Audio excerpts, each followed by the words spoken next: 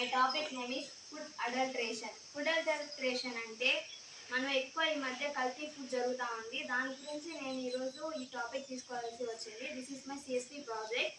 First వచ్చేసి food fraud.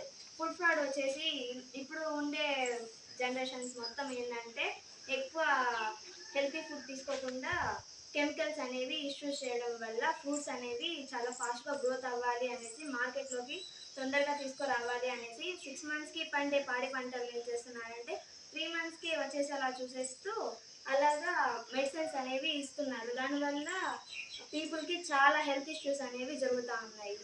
Next వచ్చేసి junk food and healthy food. Junk food వచ్చేసి అవి చాలా వరకు ఈ మధ్య జనరేషన్లో ఈ ఫ్రైడ్ రైస్లని, చికెన్ లాలీపాప్స్ అని ఇట్లాంటివి ఎక్కువ వాడుతూ ఉన్నారు. హెల్తీ ఫుడ్స్ ఏం తీసుకోవట్లేదు, ఆకుకూరలు కానీ ఇట్లాంటివి. అందువల్ల వచ్చేసి చాలా ఇష్యూస్ జరుగుతూ ఉన్నాయి. కాబట్టి నేను సెకండ్ టాపిక్ వచ్చేసి జంక్ అండ్ హెల్తీ ఫుడ్ తీసుకోవాల్సి వచ్చింది. ఇంకోటి this is the food adulteration. This is the main part of in my CSP project. ఇట్లా వచ్చేసి దీనికి ఇప్పుడు చాలా ఫ్యాక్టరీస్ ఉంటాయి కదా, మెడికల్ ఫ్యాక్టరీస్ కానీ అవన్నీ.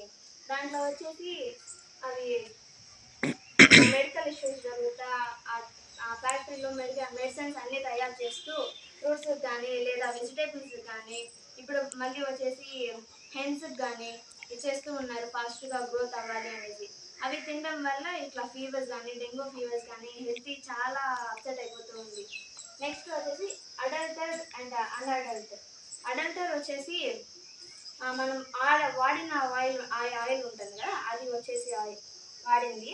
ఇది వచ్చేసి ప్యూర్ ఆయిల్. వన్ టైం మనం ఇంట్లో వచ్చేసి ఒకసారి యూజ్ చేసుకుంటాం, తర్వాత వచ్చేసి ఇంకా నార్మల్గా చేసుకుంటాం. అట్లా కాదు, షాపుల్లో ఏంటంటే రిపీట్ అంటే అది కల్తీ ఆయిల్ ఉంటుంది కదా, దానివల్ల వచ్చేసి క్యాన్సర్ కానీ అట్లాంటివి జరుగుతూ ఉన్నాయి.